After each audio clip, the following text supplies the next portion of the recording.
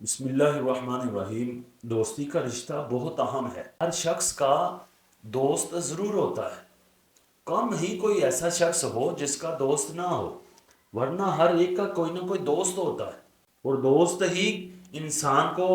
برباد کرتے ہیں، دوست ہی انسان کو آباد کرتے ہیں۔ بزرگ کہتے ہیں کہ اگر کسی کو دیکھنا ہو کہ وہ کیسا ہے، اچھا ہے، برا ہے، اس کے اخلاق کیسے ہیں، تو اس کے دوست دیکھو۔ اگر اس کے دوست اچھے ہیں تو وہ سمجھو وہ بندہ اچھا ہے، اگر اس کے دوست برے ہیں تو وہ برا ہے۔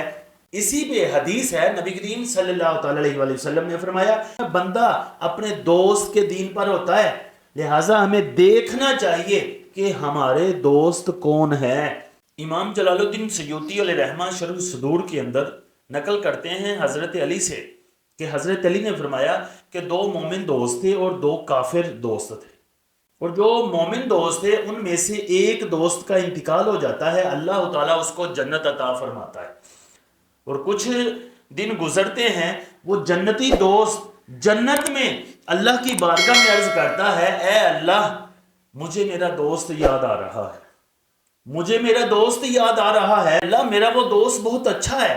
اے اللہ وہ میرا دوست مجھے نیکی پہ ابھارتا تھا، تیری فرما برداری پہ ابھارتا تھا، نبی کریم صلی اللہ تعالیٰ علیہ وآلہ وسلم کی فرما برداری کا درس دیتا تھا، برائی سے روکتا تھا، تیری نافرمانی سے روکتا تھا، نبی کریم صلی اللہ تعالیٰ علیہ وآلہ وسلم کی نافرمانی سے روکتا تھا، اور مجھے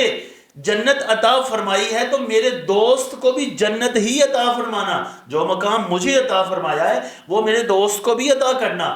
تو حضرت علی فرماتے ہیں وہ جو زندہ دوست تھا، مومن دوست تھا، وہ بھی فوت ہو جاتا ہے، اللہ تعالیٰ اس کو بھی جنت عطا فرماتا ہے، وہ جنت میں اللہ تعالیٰ ان دونوں کو اکٹھے کر دیتا ہے، پھر اللہ تعالیٰ فرماتا ہے ان دونوں کو کہ اب تم دونوں ایک دوسرے کی تعریف کرو، کیونکہ تم نیک ہو، تم اچھے ہو، اب وہ دونوں ایک دوسرے کی تعریف کرتے ہیں، وہ ایک کو کہتا ہے کہ یار تو بہت اچھا میرا دوست ہے، تو میرا بھائی ہے، میرا جگر ہے، میرا تیرے ساتھ بہت پیار ہے۔ حضرت علی فرماتے ہیں پھر وہ دوسرے دو جو دوست کافر تھے ان میں سے بھی ایک فوت ہو جاتا ہے، جو فوت ہوتا ہے اللہ تعالیٰ اس کو جہنم میں بھیجتا ہے، اور وہ جب جہنم کا عذاب دیکھتا ہے پھر اس کو اپنا دوست یاد آتا ہے، کہتا ہے اے اللہ میرا دوست بہت برا تھا، وہ فلاں شخص بہت برا تھا، اس نے مجھے فلاں گناہ پہ ابھارا، مجھے کہا کہ فلاں گناہ کا میں نے تیری نافرمانی کی، میں نے نبی علیہ السلام کی نافرمانی کی، اب میں اس کو یہ چاہتا ہوں کہ جو مقام مجھے برا ملا ہے اس کو بھی یہی ملے۔ پھر وہ کچھ دن بعد مر جاتا ہے، جو زندہ دوست کافر تھا اللہ تعالیٰ اسے بھی اس کے پاس بھیجتا ہے، پھر اللہ تعالیٰ کہتا ہے کہ اب تم دونوں ایک دوسرے کی برائی کرو، وہ دونوں ایک دوسرے کی برائی کرتے ہیں۔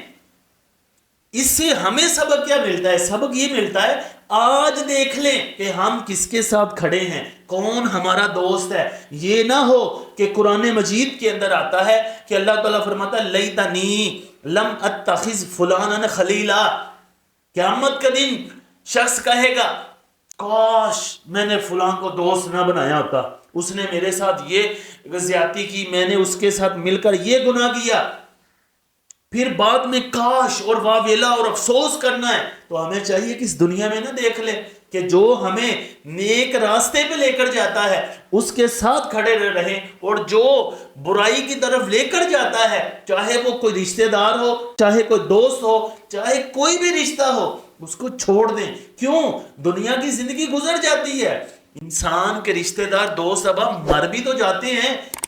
تو پھر بھی زندگی گزرتی ہے، اگر چھوڑ کے اپنی زندگی آخرت کے لیے سنواریں تاکہ ہماری آخرت سنور جائے۔ دنیا گزر جاتی ہے، دنیا میں زندگی انسان کی گزر جاتی ہے، لیکن آخرت کی زندگی نہیں گزرنی۔ دنیا میں انسان اکیلا رہے، غریب ہو، جو بھی ہو، پوری ہو جاتی ہے زندگی، لیکن آخرت کی زندگی ہمیشہ کے لیے ہے جو ختم نہیں ہونی۔ اگر کوئی جنت میں گیا تو ہمیشہ کے لیے جنت میں، اگر دوزخ میں گیا تو ہمیشہ کے لیے دوزخ میں۔ اللہ تعالی ہمیں اچھے اور نیک دوست عطا فرمائے۔